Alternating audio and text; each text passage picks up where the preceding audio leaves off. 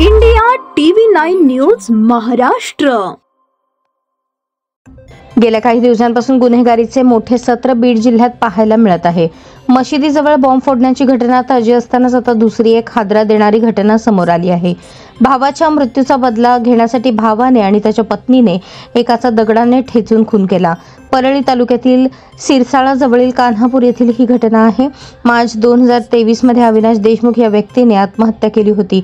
स्वप्नील उर्फ बबलू देशमुख याच्या त्रासाला कंटाळून अविनाशने जीव गमावला होता।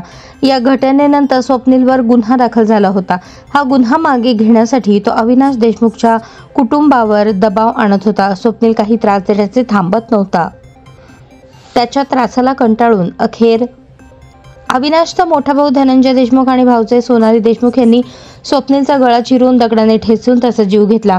ज्या झाडाला अविनाशने गळफास घेतला त्याच झाडाखाली त्या दोघांनी मिळून स्वप्नीलला संपवले। ऐन गुढीपाडव्याच्या दिवशीच ही घटना घडल्याने बीड जिल्ह्यात पुन्हा एकदा वातावरण तापले आहे।